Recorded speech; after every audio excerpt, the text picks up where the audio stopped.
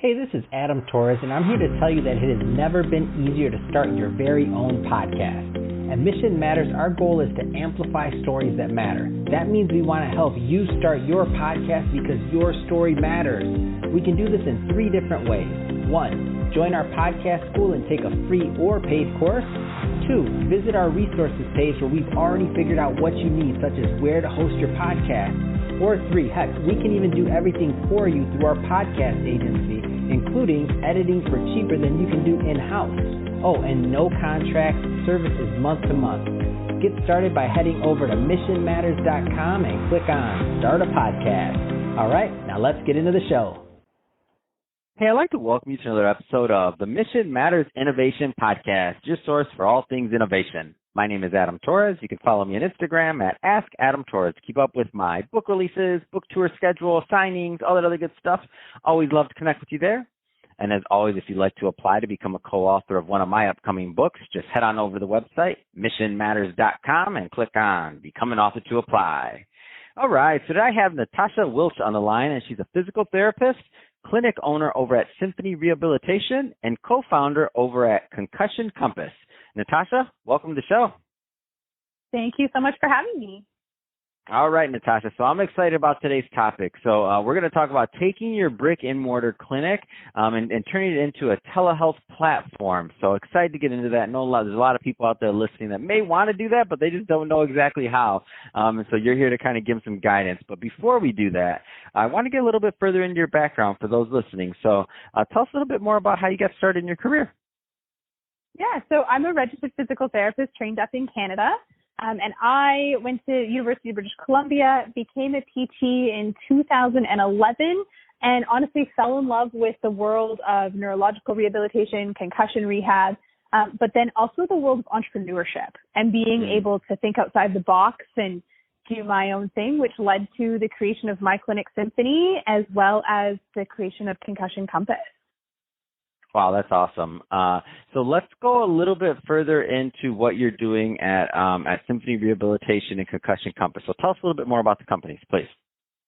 Yeah, so Symphony Rehab we're a brick and mortar clinic, but we have what we call a hybrid clinic, which means we offer in-person services through our physical location, but we also offer virtual telehealth services across the province and the Northwest Territories of Canada. We've been doing that since 2017, we were one of the first clinics to really do that, which is what actually led me to winning Entrepreneur of the Year for Canada that year, which was incredibly exciting. But we're a multidisciplinary clinic. So we do physical therapy, clinical counseling, occupational therapy, breath control therapy, so many different things to facilitate that collaborative practice for our clients moving forward. Concussion Compass is a completely different business, and it's a partnership with Molly Parker. And so in this business, it is a completely online platform in which we support people living with persistent post-concussion symptoms. So those concussion symptoms that just didn't heal and recover like they typically do. And we provide online mentorship through live coaching calls. We have guest experts, and then we have basically this library of information so people don't have to spend all their minimal energy Googling and finding inaccurate information. So, yeah. That's awesome. So I want to switch it up a bit. So let's go a little bit further into today's topic. So people that are out there listening and they want to turn their practice, they have brick and mortar building, and they want to turn it into more of a virtual or online or telehealth, I should say. What are some things they should be thinking about? Because it's not easy to do, especially if you've never really made that transition. It's not like you can just flip a switch. There's some things to do there. Yeah, it can be really intimidating, especially if you're a practitioner who is very used to working in person, if you're very used to working with your hands, or it's just the way something's always been done, right? And the beautiful thing right now is telehealth is not going away. It's going to be here. I think it's going to be an integral part of our healthcare system. And so being open and adaptable and being able to dive into this is really important. And so for someone who is truly looking at doing this and where to begin, there is a basic framework and things you need to consider to shift your clinic from that always on hand to that virtual space. I always say there's kind of 5 pillars you need to look at in doing this telehealth transition. And I coach people through those 5 pillars so that they can get that information and have a really smooth and easy transition. And it's not intimidating once you have the proper pieces to help you with that guidance at all. So you've worked with a lot of people in kind of this transition, and I know every practice, every person, everybody's going to be different and unique. However, I know certain themes tend to arise. What kind of challenges have you seen for the practitioners that have kind of tried to make this transition or have made this transition successfully? What are some of the challenges that people should be aware of? Yeah, I mean, the biggest thing is your own fear. Right. The biggest thing is there, and what I see this a lot is the therapist, whether it's a chiropractor, a physical therapist, a clinical counselor, whatever the profession, is the fear that they're not going to be able to give the care the client expects virtually. And what I try to remind people is, you are a wealth of knowledge, regardless of that profession. You've invested so much time in yourself, in your craft, in your knowledge, in the information you can share with your client. And our clients come to see us for an outcome. Our clients come to see us from a physical therapy perspective, say, to increase function, for decreased pain, to improve performance. And what I say to these therapists is that, up to this point, your hands, per se, has been your main way that you have helped someone achieve that. But you have such a wealth of knowledge that you have so many other tools that you can pull on in that toolbox to help them reach their outcome. So as long as a therapist, regardless of that profession is you keep in mind, you have to know what your client goal is. You have to know what the outcome you're both trying to achieve in this partnership with your client. The vehicle you take to get there can be very different. And telehealth just provides you another model of delivery, another vehicle to help achieve that outcome. That's awesome. Can you tell us a success story? I want to hear about somebody that, you've worked with that, they successfully made that transition and what it did for their practice.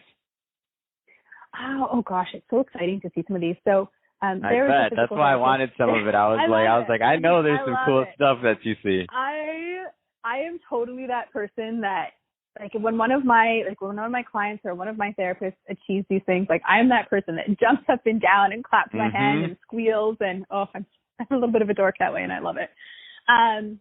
There was one physical therapist who, she long-standing successful practice, very but always traditional practice, hands-on. And it was the first time she had to close her clinic in her 30 plus years of business. And it's scary because what the heck are you going to do? So she signed up for my course. And within the weekend, so the course was designed to be able to have you launch your practice over a weekend. She took the course. She followed all the steps. She trained her team. She implemented everything I taught her. And her first week of opening her doors to telehealth practice, she had 45 appointments booked. Wow. Unbelievable. It's just, and that's what was happening. I had one person, she was a pelvic health physical therapist out of the States, and she sent me a message and she's like, Natasha, I never thought I'd be able to do this. I couldn't understand how I, with what I do, could do this via telehealth. She's like, and I'm only halfway through your course. She's like, and I'm excited to do this. I know I can do it. And she sent me a picture of last week to 0 this week, and sent me a blurred out image of her calendar with all the appointments booked to the clients. And she was just ecstatic. And to see that, and to see these clinic owners embracing this, and it creates another revenue stream. It creates freedom and flexibility, so you can still help your clients reach their goals, which is why we do what we do. But you don't have to be tied to that physical location every single day. So it's been pretty awesome to watch people kind of go down this train and open their mind to something different, and just embrace it and see them excel at it. That is so exciting. So Natasha, if somebody is listening to this and they want to learn more about your courses or to connect with you and follow up on your businesses, what's the best way to do that? Yeah, the easiest way would be Instagram. And so it's just at natasha.wilch, or through my website, which is just www.natasha.wilch.com. Fantastic. Well, Natasha, really appreciate you coming on the show today and sharing more about all the great work you do. Let's have you leave that information one more time, because I feel like some people were like, oh, what's that website? What was it? Wait, what'd she say? So let's leave that contact info again. Let's do a little bit slower. I want to make sure they really get it. Yeah, so Instagram, so you feel free to send me a message, and all my links are on there, which is just at natasha.wilch. or you can head straight over to my website, which is www.natashawilch.com. Fantastic. And I will. Well, Natasha, thanks again for coming on. And to the audience, as always, thank you for tuning in. Hope you got a lot of value out of this. If you did, don't forget to subscribe to the podcast, leave me a review on the Apple iTunes Store. And if you're watching this on our YouTube channel, Mission Matters Innovation, definitely give us a subscribe there, but also leave us some comments in the video. Love to know what kind of projects and things that you're working on. And Natasha, thanks again for coming on the show. Thanks so much for having me. It was great.